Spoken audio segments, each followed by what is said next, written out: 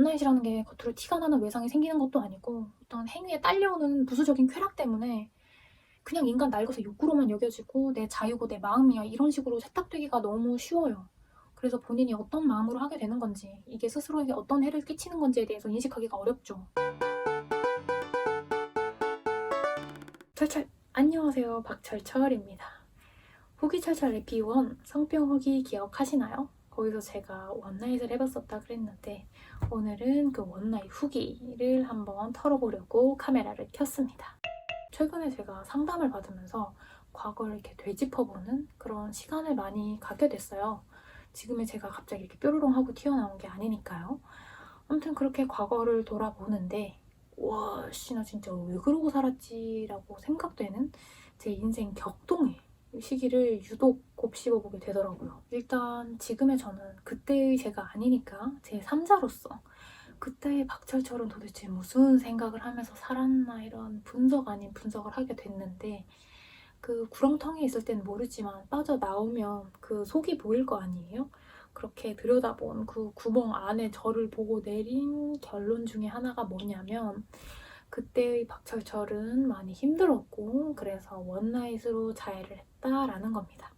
원나잇은 말 그대로 하룻밤 자는 겁니다. 일면식이 없는 사람이랑 그냥 사사로운 이유로요. 저는 보통 다음과 같은 이유로 원나잇을 했었는데요. 뭐 그냥 제가 섹스가 하고 싶어서 한 적도 있고, 상대방이 잘생겨서, 아니면은 뭐 술김에 분위기 타서 한 적도 있고요. 아니면 뭐 남자친구랑 헤어지고서 잘 지내는다 이런 흉내 같은 걸 내고 싶어서 그랬던 적도 있어요. 대체로 경험 있으신 분들은 저와 비슷할 거라고 생각합니다. 거기다가 이제 제가 원나잇을 더 서슴없이 했던 건 백래시를 맞아서 그런 것도 있어요.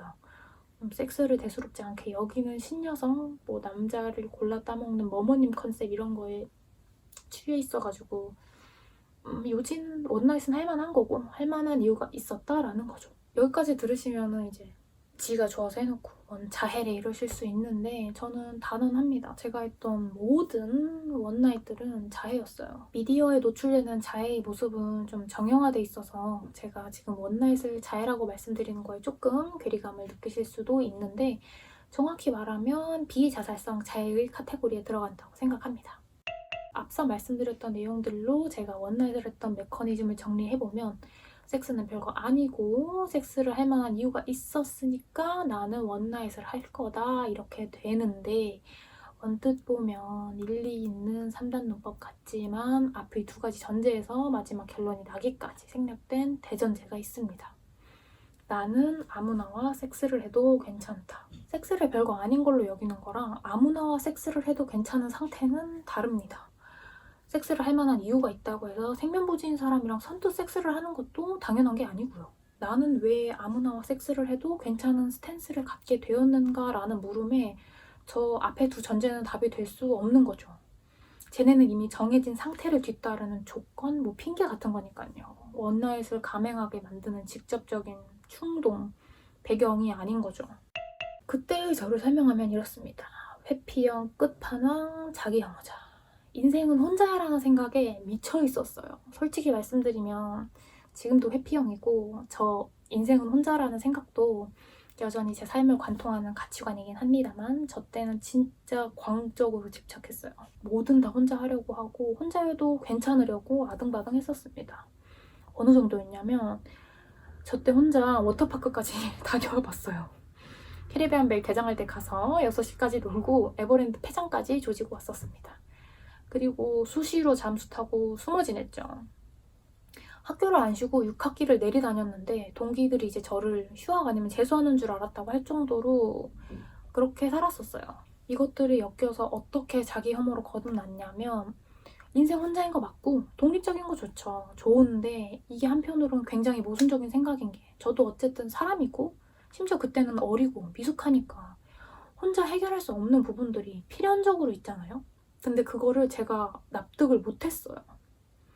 왜 나는 혼자 못하지? 내가 뭐가 부족한가? 나는 왜 외로움을 느끼는 거지? 이제 이런 생각을 하다가 결론은 내가 문제가 있다. 혼자 못 버티는 나는 모자란 인간이다 라는 결론을 냅니다. 그리고 이제 뭘 하느냐? 이걸 극복하겠다고 잠수를 타요. 훈련하는 거죠. 번호를 막 지웠어요. 카톡방 뭐 다 나가고 내가 먼저 남한테 연락을 못하게, 손 벌릴 수 없게 막는 겁니다. 그리고 이제 괜찮다고 생각하는 거죠. 나는 저런 거에 연연해하지 않는 사람이다. 근데 사실은 너무 외롭고 먼저 누가 연락해줬으면 좋겠고 찾아줬으면 좋겠고, 근데 또 그런 걸 느끼면 난 또 왜 혼자서 잘 못 지내지? 나 진짜 나약하고 쓸모없다. 이런 생각들이 반복되는 삶이었어요. 이런 궁금하지도 않으실 저의 과거터리를 왜 구구절절 했냐면 이것들이 제가 원나잇을 했던 진짜 이유이기 때문입니다. 이걸 바탕으로 제가 했던 원나잇들이 자해인 이유를 설명하기 위해서 비자살적 자해의 4가지 기능 모델을 가져왔는데요. 이 중에서 자동적 긍정적 강화, 사회적 긍정적 강화, 자동적 부정적 강화를 이용해 보려고 합니다. 첫 번째, 자동적 긍정적 강화입니다. 이건 뭐냐면 자해의 목적이 자신이 원하는 감정, 인지 상태를 증가시키거나 만들기 위해서라는 거예요. 앞서 말씀드린 저의 그런 구구절절한 스토리에 나왔듯이 제가 원했던 건 혼자서도 얼마든지 잘 지내는 나, 강인한 이런 모습이었어요. 근데 당연히 세상엔 제 능력 밖의 일들이 있고 혼자서 해결할 수 없는 일들이 많죠. 저는 그게 너무 싫었고요. 남의 도움을 필요로 하는 내가 너무 무능력한 것 같고 이런 상황을 견디지 못하겠으니까 저 스스로 찾은 거예요. 내가 원하는 모습이 될 수 있고 내가 통제하고 제어하는 느낌을 받을 수 있는 상황을요. 원나잇을 하면서 감수해야 하는 위험들에 대한 대수롭지 않은 태도라던가 원나잇 이후에 생긴 문제들을 아무렇지 않게 해결하는 나의 모습, 이런 거를 혼자서도 척척 잘하는 멋진 나라고 생각한 거죠. 그때 저도 원나잇을 하면 여성이 감당해야 될 리스크가 얼마나 큰지 알고 있었어요. 성병이라던가 임신, 폭력, 불법 촬영 그런 것들이 있다는 걸 알면서도 선뜻 원나잇을 한 건 이걸 감수하고 섹스를 하는 나는 용감한 거고 쿨한 사람이 되는 것 같아서였습니다. 제가 바라던 모습이 되는 거죠. 성병에 대한 태도도 그 연장선이었어요. 지금은 진심으로 후기 철철 찍을 만큼 별거 아니고 약 먹고 지나면 괜찮아, 내 잘못 아니야 라고 생각하지만 그때 제가 성병에 걸리고도 아무렇지 않게 넘겼던 건 이걸 내가 스스로 해결하면서 이겨내고 하는 것 자체를 제 성취라고 생각했기 때문이었어요. 난 강하고 쿨하니까 이 정도쯤이야 별거 아닌 거고 이겨낼 수 있지 하고 그냥 견딘 거예요. 당연한 말이지만 저런 걸 감수한다고 해서 제가 강하고 유능한 사람이 되는 건 아니었어요. 그냥 무모하고 손해보는 사람이 된 거죠. 두 번째, 사회적 긍정적 강화입니다. 이거는 무슨 말이냐면 자기가 주변 사람들의 관심과 지지를 끌거나 소통하기 위해 또는 필요한 자원에 접근하거나 도움을 요청하기 위한 행동이라는 건데요. 그때 제가 원나잇을 통해 얻고 싶었던 건 관심이랑 제가 먼저 버림받지 않는 관계였던 것 같아요. 제가 회피형이라고 말씀드렸잖아요. 회피형의 기저에는 거부당하는 것에 대한 두려움 이런 게 있대요. 이 얘기를 듣고 처음에는 뭐야 이랬다가 나중에서야 공감을 했는데 그 제 인생 모토, 인생은 혼자야 라는 게 여기서 시작된 거더라고요. 우리에겐 분명 서로를 실망시키는 순간이 올 거고 언젠간 반드시 멀어질 거야. 이 전제가 모든 관계의 기본이었어요. 이러면은 어떤 제 관계에 대한 시나리오가 다 파국으로 가거든요. 그럼 이제 나는 혼자가 될 거니까 미리 멀어질 준비를 하는 거죠. 혼자서도 잘 지내는 사람이어야 하는 이유도 이것 때문이었고요. 문제는 이러면서 외로움은 외로움대로 느낀다는 거. 내가 이렇게 내쳐도 나를 찾아줬으면 좋겠고 나를 붙잡아줬으면 좋겠고 아무튼 제가 생각해도 되게 별로인 상태였어요.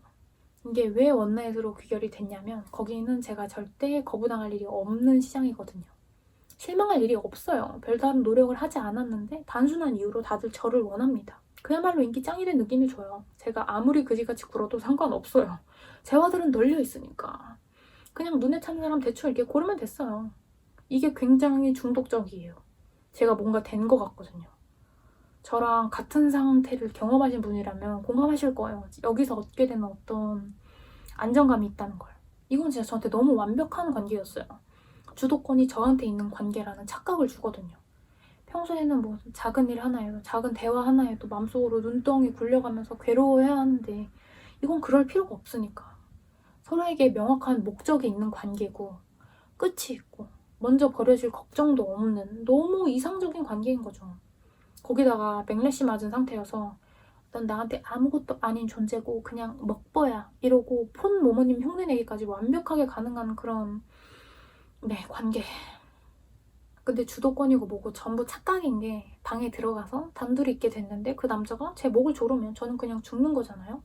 여기에 제 주도권이 있다는 게 말이 안 되죠. 운 좋게 살아남으면 아침에 열려있는 아무 24시 해장국집 가가지고 밥을 먹는 건지 현타를 먹는 건지 그렇게 숟가락 뜨다가 다시 쿨한 나로 돌아와서 너는 먹보야 이러고 번호 지우고 차단하고 이러는데 이거는 진짜 그런 관심을 대가로 한 너무 가혹한 정신적 학대를 저한테 해왔던 거죠. 세 번째는 자동적, 부정적 강화입니다. 이거는 자해를 하는 이유가 부정적인 정서, 인지적 상태를 줄이거나 제거하기 위해서라는 겁니다.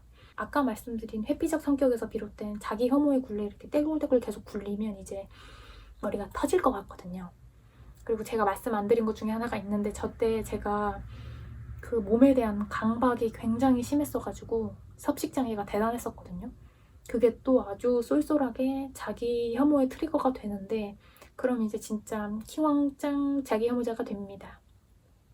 근데 이런 생각들을 머릿속에 계속 넣고 살면 너무 힘드니까 그거를 회피하고 싶어서 하게 된 원나잇인 거죠.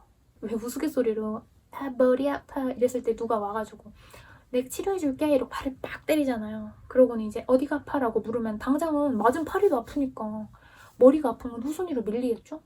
그게 딱 제가 원넷을 했던 이유예요. 이런 자기 파괴적인 생각들을 멈출 수가 없으니까 다른 걸로 이렇게 후리는 거죠.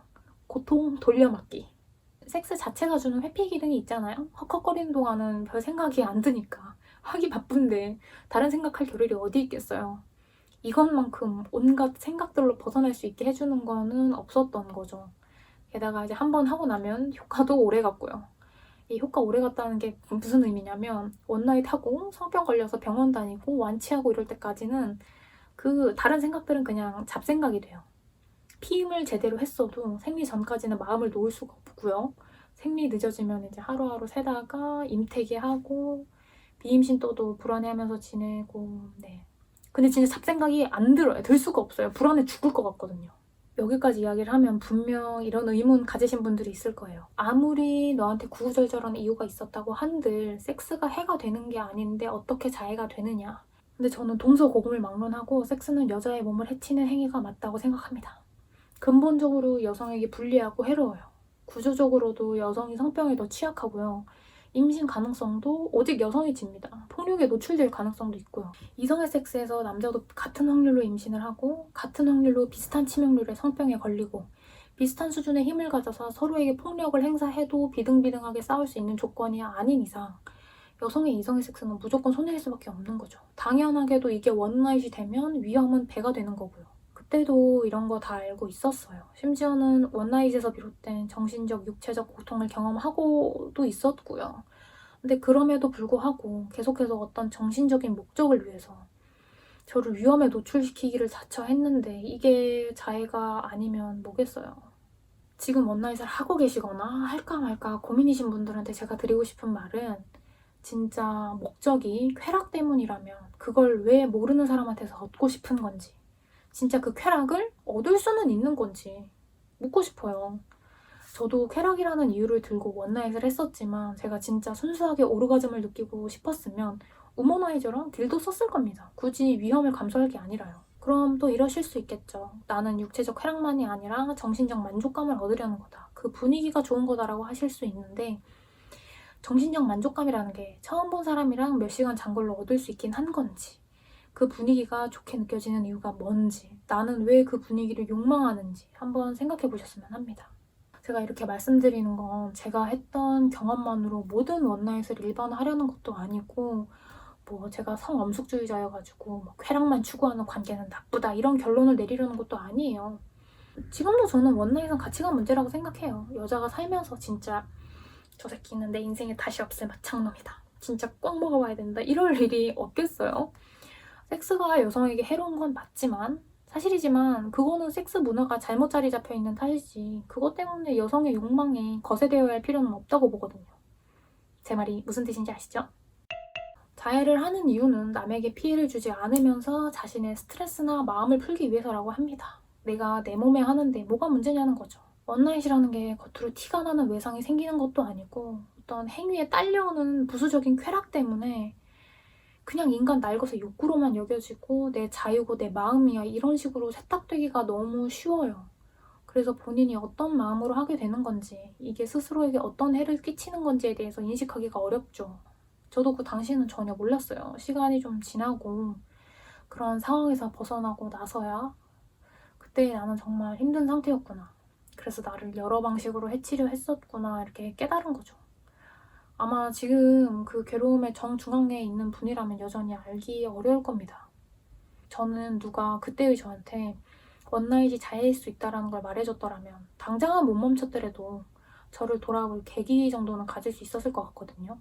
어쩌면 제 삶에서 가장 침체기였던 순간을 더 빨리 빠져나올 수 있었을지도 모르죠.